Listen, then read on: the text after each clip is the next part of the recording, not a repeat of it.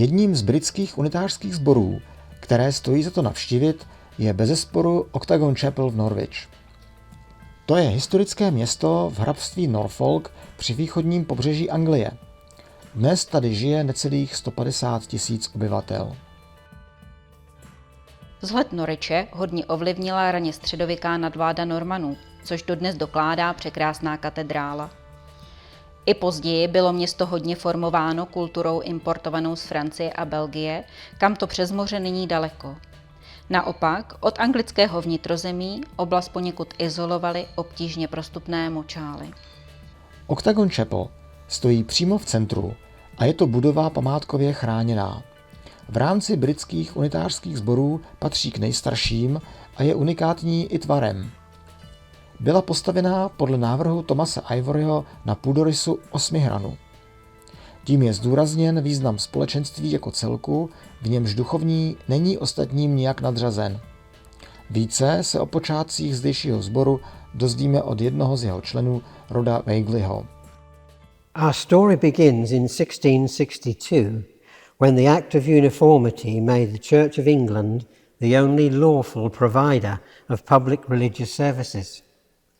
Some ministers were ejected from parishes where this edict was strictly observed.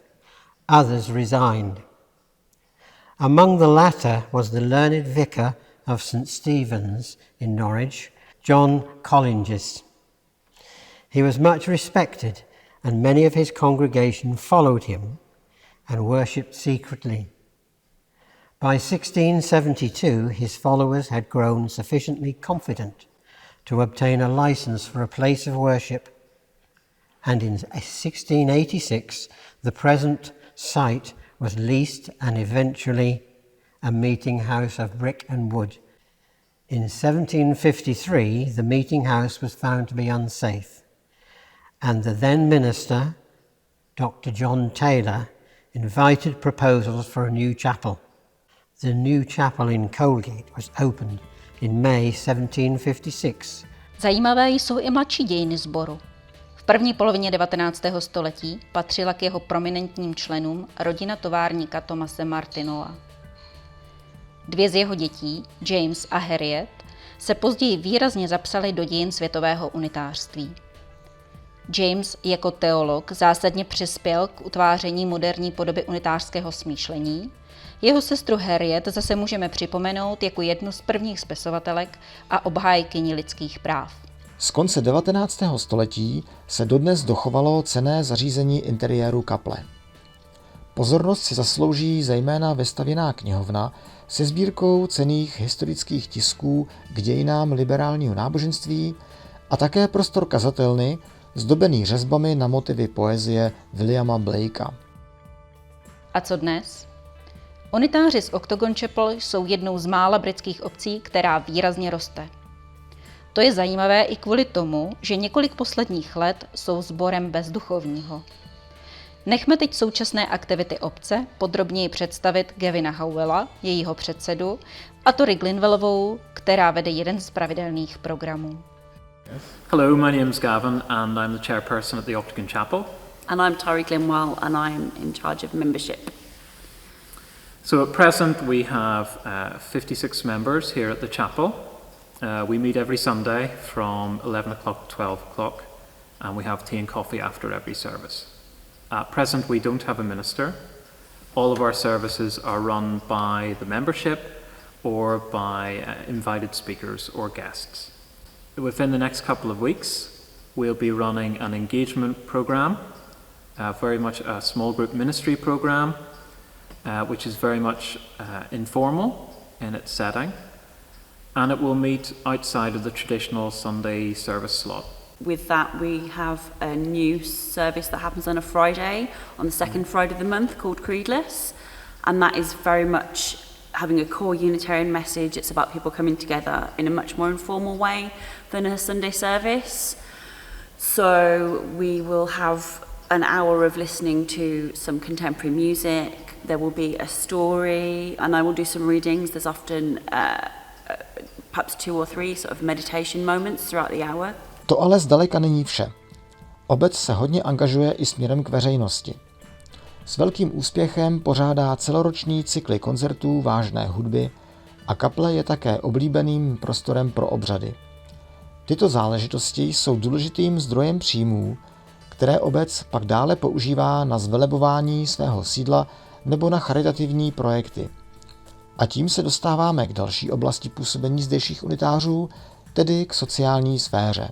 We've been involved in a number of projects across the city. A big focus for us is not so much running our own programs, it's about looking at who are those groups that are already doing great work within the city and working in close collaboration and in partnership with them. We've just finished Norwich Pride, which was a great success, and a number of our members were involved in that.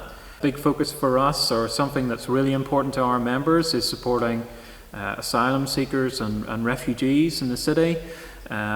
So we were the first sanctuary space within Norwich to receive the Norwich City of Sanctuary Award, and that's about us making a long-term commitment to supporting those fleeing violence and persecution. Social activism, those are only just a couple of projects that we're involved in, but social activism is really important to our membership. It's something we take really, really seriously, and I think it's a lot that we get a huge amount from it, spiritually as well, in terms of it's an opportunity for us to really walk our theology, walk our talk about recognising the inherent worth and dignity of every individual. For us, it's not about this is what we do, a take it or leave it approach. It's very much about assessing what are the needs within our congregation at present, those members of the public who aren't yet members of our congregation, looking at their needs and looking at the needs of the community more generally. Před několika lety se zdejším unitářům povedlo získat velkou dotaci na obnovu historické budovy od státního fondu Heritage Lottery. Díky ní mohli kompletně zrekonstruovat střechy a ještě to byla výborná příležitost navázat partnerství s Norwichskou vysokou školou Jane Austen College.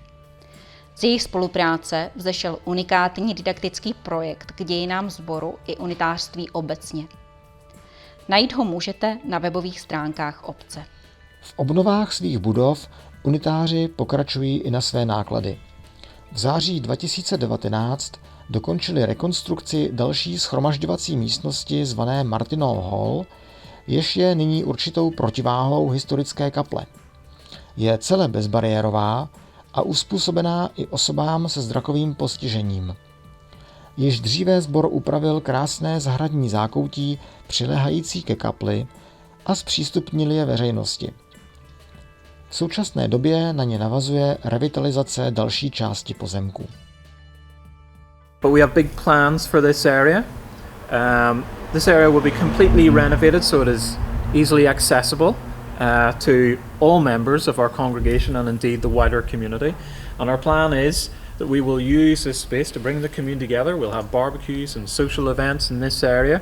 You can see that we have the hut at the bottom of the garden here as well, and that area will be cleared to allow for like an open patio area with chairs so that we can have meditation groups, engagement groups in the summertime using this space. Sbor se ale nestará jen o svůj vlastní majetek. Velmi sympatické je například to, že se zavázal pečovat o hřbitov v Hamptonu, v místě, kde unitářská obec v 90. letech 20. století zanikla.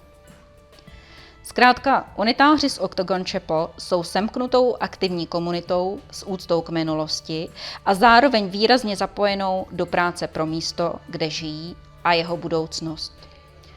Kéž by po světě takových unitářských společenství bylo víc.